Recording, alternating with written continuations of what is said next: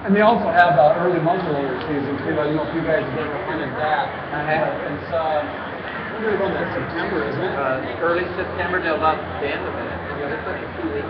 I heard the guys talking about that when I was hunting Kansas during the rifle season this fall. That sounds like a hot weather hunt. It really is. I hunted down there probably 4 years ago, and it was 90 degrees during the day. All the activity, as you would suspect, was the first thing in the morning and the last thing in the evening. The deer were just shutting down during the day, but they were patternable because they were still hitting predictable food sources. So that early muzzleloader season is a great Kansas season as well. As you can see, we hit the woods here. Kansas got a lot of turkeys. I mean, a ton of turkeys. You can about kick them right out of the way as you're walking into your tree stand. There's so many. The rain started pouring down. We actually got caught in a downpour here. So I was thinking, afternoon's over. The deer aren't going to move. They're going to lock down a little bit. And then it quit. And it went to a real light drizzle. And things started happening. And they happened fast. The minute the rain slowed down, the deer activity just jumped off the charts. And before I knew it, we had a buck under us literally in a split second. And when neither me nor my cameraman saw that buck coming, he showed up, he was under the stand and gone. So I knew then things were going to happen. And as you can see from here, I'm keeping a watchful eye for the next buck to show up. It looks like you got quite a bit of wind here as well. Oh, it was just nasty. Wind in Kansas? Kansas is, I mean, I can't even believe Toto could even ride in that little basket. He could get blown right out of there. But. And cold.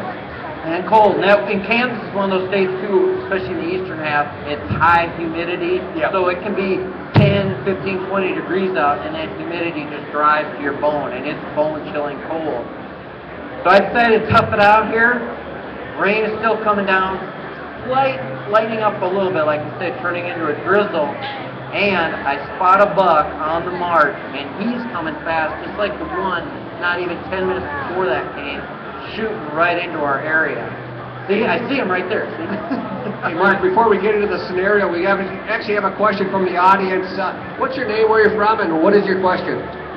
Mike Hopkins, I'm from Manheim, PA. And my question to you guys is, I don't often hunt in a rain bow hunting, and I wanted to know if you guys have any special preparations or any tools or tips you can offer to enable you to easier or somehow have a high confidence level you're going to be able to track down a deer that you shoot when it's raining.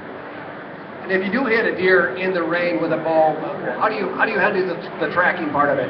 I think first of all, I'd be very cautious about the type of shot I took. I think I'd be very particular about taking any low percentage shots. I want to try to get that deer down as quickly as possible.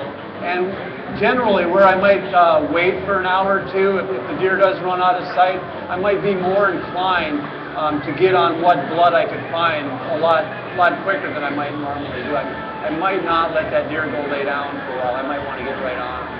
That'd be one thing. I switched my carp rig with that big spool of string.